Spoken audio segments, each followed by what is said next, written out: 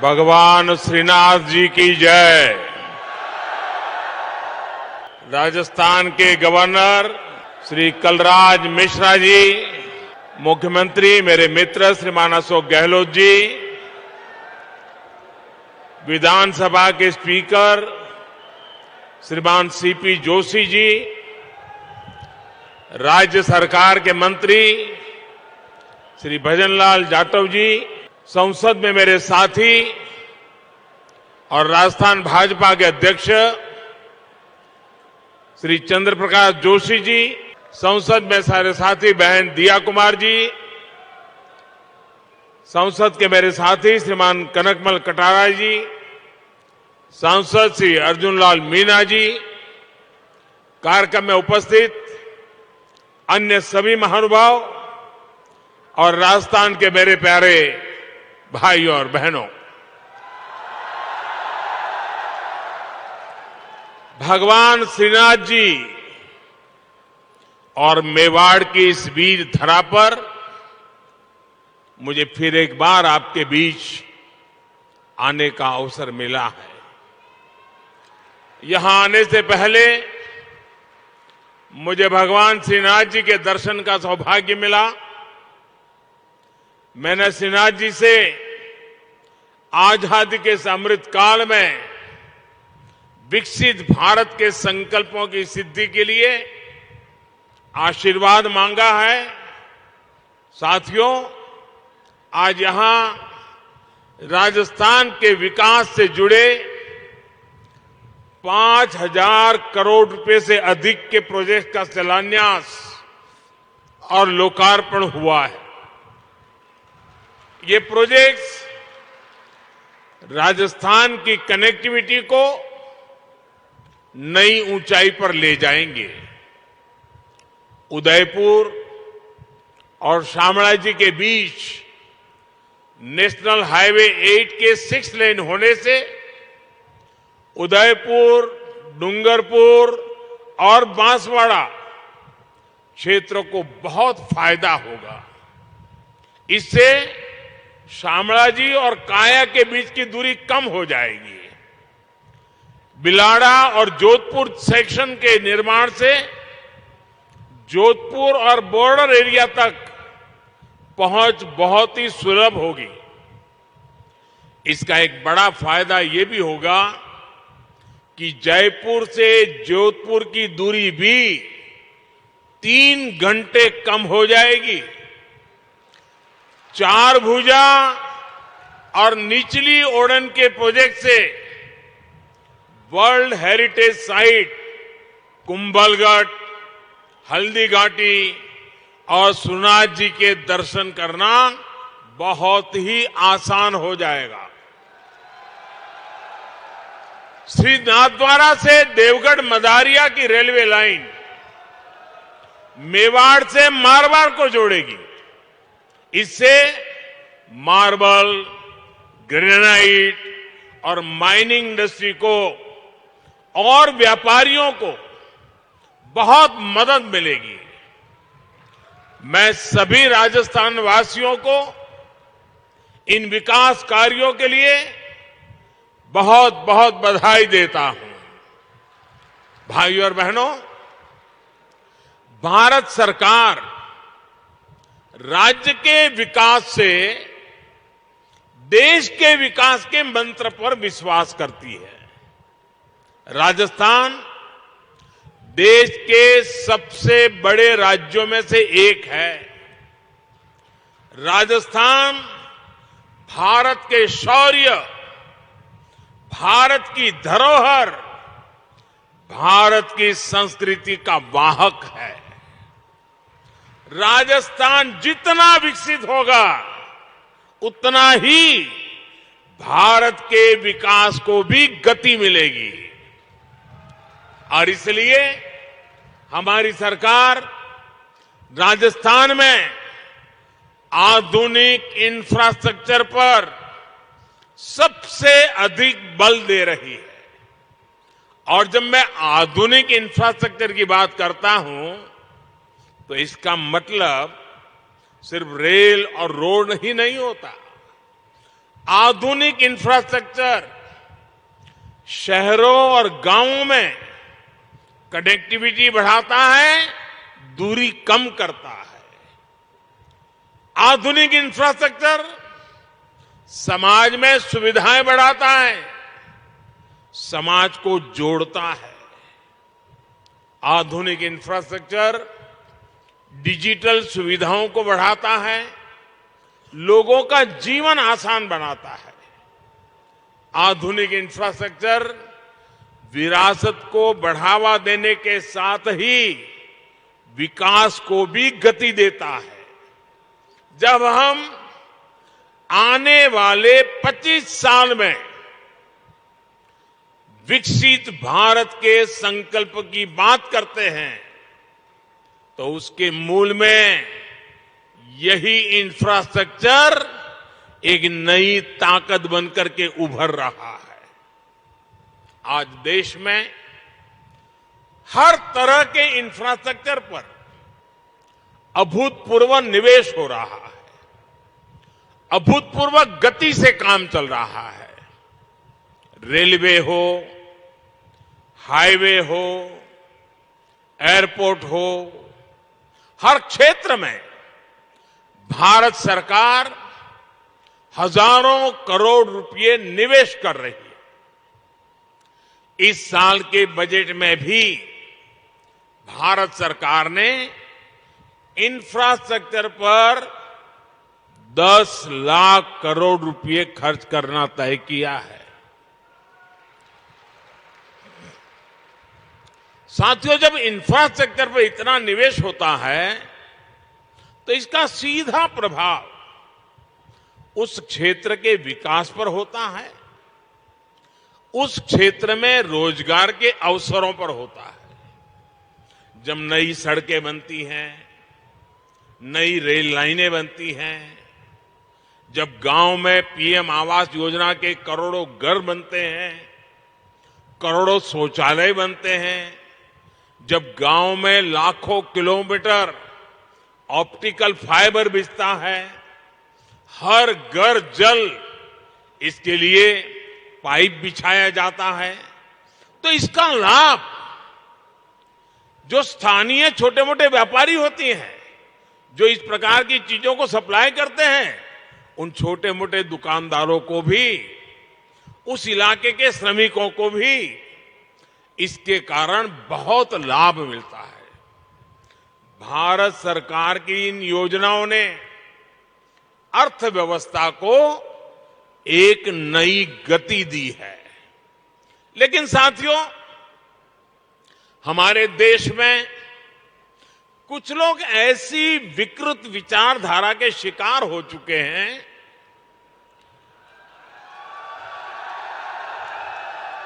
इतनी नकारात्मकता से भरे हुए हैं, देश में कुछ भी अच्छा होता हुआ वो देखना ही नहीं चाहते और उन्हें सिर्फ विवाद खड़ा करना ही अच्छा लगता है। अब आपने कुछ सुना होगा, जैसे कुछ लोग उपदेश देते हैं कि आटा पहले कि डाटा पहले, सड़क पहले कि सैटेलाइट पहले। लेकिन इतिहास गवाह है कि स्थायी विकास के लिए, तेज विकास के लिए मूल व्यवस्थाओं के साथ ही आधुनिक इंफ्रा बनाना भी जरूरी होता है। जो लोग कदम कदम पर हर चीज वोट के तराजू से तोलते हैं, वो कभी देश के भविष्य को ध्यान में रखकर योजना नहीं बना पाते। हम कई बार देखते हैं गांव में पानी की टंकी बनी, लेकिन वो 4-5 साल में ही छोटी पड़ जाती है। कितनी सड़कें या फ्लाईओवर ऐसे होते हैं जो 4-5 साल में अपर्याप्त लगने लगते हैं। हमारे देश में इसी सोच की वजह से इंफ्रास्ट्रक्चर के निर्माण को प्राथमिकता नहीं दी गई। इसका बहुत नुकसान देश ने उठाया है। अगर पहले ही मान लीजिए पर्याप्त संख्या में मेडिकल कॉलेज बन गए होते तो पहले देश में डॉक्टरों की इतनी कमी नहीं होती। अगर पहले ही रेलवे लाइनों का बिजलीकरण हो गया होता तो आज हजारों करोड़ रुपए खर्च करके ये काम करने की जरूरत नहीं रहती।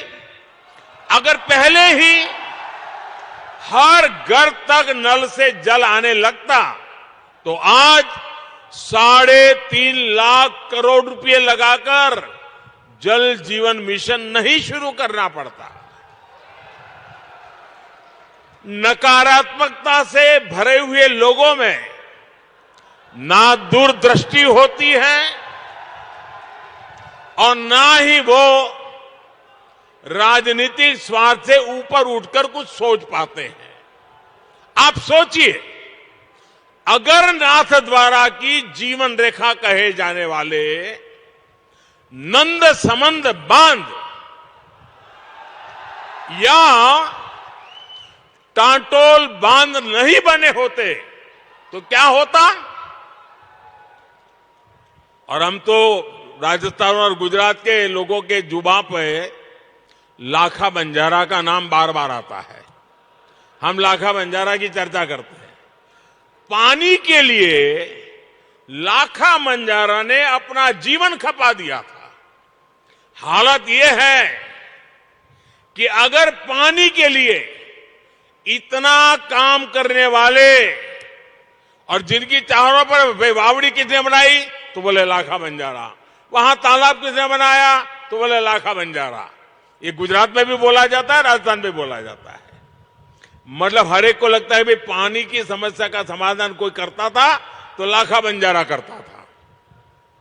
लेकिन आज हालत यही है कि यही लाखा बंजारा चुनाव में खड़ा हो जाए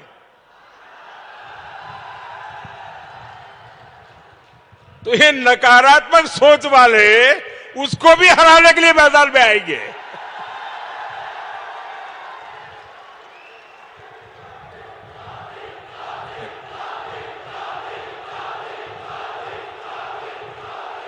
उसके लिए भी पॉलिटिकल पार्टियों का जमघट इकट्ठा करेंगे। साथियों, दूरदृष्टि के साथ इंफ्रास्ट्रक्चर नहीं बनाने का नुकसान राजस्थान ने भी बहुत उठाया है। इस मरुभूमि में कनेक्टिविटी के अभाव में आना जाना कितना मुश्किल होता था ये आप भली भांति जानते हैं। और ये मुश्किल सिर्फ आने जाने तक सीमित नहीं थी, बल्कि इससे खेती, किसानी, व्यापार, कारोबार सब कुछ मुश्किल था। आप देखिए, प्रधानमंत्री ग्रामीण सड़क योजना साल 2000 में अटल जी की सरकार ने शुरू की थी। इसके बाद 2014 तक लगभग 3,80,000 किलोमीटर ग्रामीण सड़कें बनाई गई। बावजूद उसके देश के लाखों गांव ऐसे थे जहां सड़क संपर्क से कटे हुए थे। 2014 में हमने संकल्प लिया कि हर गांव तक पक्की सड़कें पहुंचाकर रहेंगे। पिछले 9 वर्ष में ही हमने लगभग 3.5 लाख किलोमीटर 9 वर्ष में 3.5 लाख किलोमीटर नई सड़कें गांवों में बनाई। इनमें से 70,000 किलोमीटर से अधिक सड़कें यहां अपने इस राजस्थान के गांवों में बनी है। अब देश के ज्यादातर गांव पक्की सड़कों से जड़ चुके हैं। आप कल्पना करिए, अगर यही काम पहले हो गया होता तो गांव कस्बों में रहने वाले हमारे भाइयों बहनों को कितनी आसानी हो गई होती। साथियों, भारत सरकार आज गांवों तक सड़क पहुंचाने के साथ ही शहरों को भी आधुनिक हाईवे से जोड़ने में जुटी है।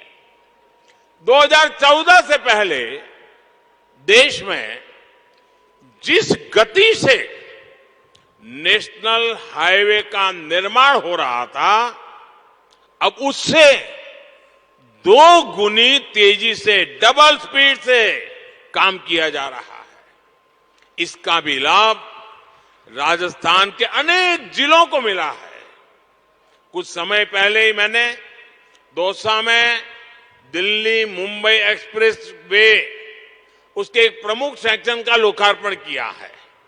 भाइयों और बहनों, आज भारत का समाज आकांक्षी समाज है, एस्पिरेशनल सोसाइटी है।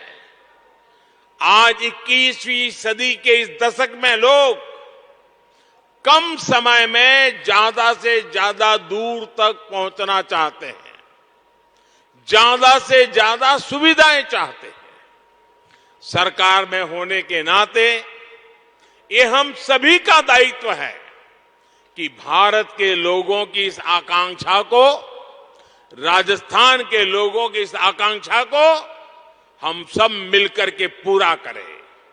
हम सब जानते हैं कि सड़क के साथ ही कहीं जल्दी आने जाने के लिए रेलवे कितनी जरूरी होती है। आज भी गरीब या मध्यम वर्ग को सपरिवार कहीं जाना है तो उसकी पहली पसंद रेल ही होती है। इसलिए आज भारत सरकार अपने दशकों पुराने रेल नेटवर्क को सुधार रही है, आधुनिक बना रही है। आधुनिक ट्रेनें हो, आधुनिक रेलवे स्टेशन हो, आधुनिक रेलवे ट्रैक्स हो, हम हर स्तर पर एक साथ चारों दिशाओं में काम कर रहे हैं। आज राजस्थान को भी उसकी पहली वंदे भारत एक्सप्रेस मिल चुकी है। यहां मावली मारवाड़ गेज परिवर्तन की मांग भी तो कब से चल रही थी, ये पूरी हो रही है। इसी तरह अहमदाबाद उदयपुर के बीच पूरे रूट को ब्रॉडगेज में बदलने का काम भी कुछ महीने पहले पूरा हुआ है। इस नए रूट पर जो ट्रेन चल रही है उसका बहुत लाभ उदयपुर और आसपास के लोगों को हो रहा है। साथियों, पूरे रेल नेटवर्क को मानव रहित फाटकों से मुक्त करने के बाद हम अब तेजी से पूरे नेटवर्क का बिजलीकरण कर रहे हैं। हम उदयपुर रेलवे स्टेशन की तरह ही देश के सैकड़ों रेलवे स्टेशनों को आधुनिक बना रहे हैं, उनकी कैपेसिटी बढ़ा रहे हैं और इन सबके साथ ही हम मालगाड़ियों के लिए special track, dedicated freight corridor बना रहे हैं। साथियों, पिछले 9 वर्षों में राजस्थान का रेल बजट भी 2014 की तुलना में 14 गुना बढ़ा है। बीते 9 वर्षों में राजस्थान के लगभग 75% रेल नेटवर्क का बिजलीकरण किया जा चुका है। यहां गेज परिवर्तन और दोहरीकरण का बहुत बड़ा लाभ डूंगरपुर, उदयपुर, चित्तौड़, पाली, सिरोही और राजसमंद जैसे जिलों को मिला है। वो दिन दूर नहीं जब राजस्थान भी रेल लाइनों के 100% बिजलीकरण वाले राज्यों में शामिल हो जाएगा। भाई और बहनों, राजस्थान की बेहतर होती कनेक्टिविटी से यहां के टूरिज्म को, हमारे तीर्थ स्थलों को बहुत लाभ हो रहा है। मेवाड़ का एक क्षेत्र तो हल्दी घाटी की भूमि है। राष्ट्र रक्षा के लिए राणा प्रताप के शौर्य, बामा शाह के समर्पण और वीर पन्नाधाय के त्याग की गाथाएं इस मिट्टी के कण कण में रची बसी है। कल ही देश ने महाराणा प्रताप जी की जयंती पर उन्हें पुण्य भाव से स्मरण किया। अपनी विरासत की इस पूंजी को हमें अधिक से अधिक देश दुनिया तक ले जाना आवश्यक है। इसलिए आज भारत सरकार अपनी धरोहरों के विकास के लिए अलग अलग सर्किट पर काम कर रही है। कृष्णा सर्किट के माध्यम से भगवान श्री कृष्ण से जुड़े तीर्थों को, उनसे जुड़े आस्था स्थलों को जोड़ा जा रहा है। यहां राजस्थान में भी गोविंद देव जी, खाटू श्याम जी और श्रीनाथ जी के दर्शनों को आसान बनाने के लिए कृष्ण सर्किट का विकास किया जा रहा है। भाइयों और बहनों, भारत सरकार सेवा भाव को ही भक्ति भाव मानकर दिन रात काम कर रही है। जनता जनार्दन का जीवन आसान बनाना हमारी सरकार के सुशासन की प्राथमिकता है। हर नागरिक के जीवन में सुख, सुविधा और सुरक्षा को कैसे विस्तार हो, इसके लिए निरंतर काम चल रहा है। श्रीनाथ जी का आशीर्वाद हम सभी पर बना रहे, इसी कामना के साथ आप सभी को विकास कार्यों की फिर से एक बार बहुत बहुत बधाई देता हूं। बहुत बहुत धन्यवाद। भारत माता की, भारत माता की, भारत माता की। धन्यवाद।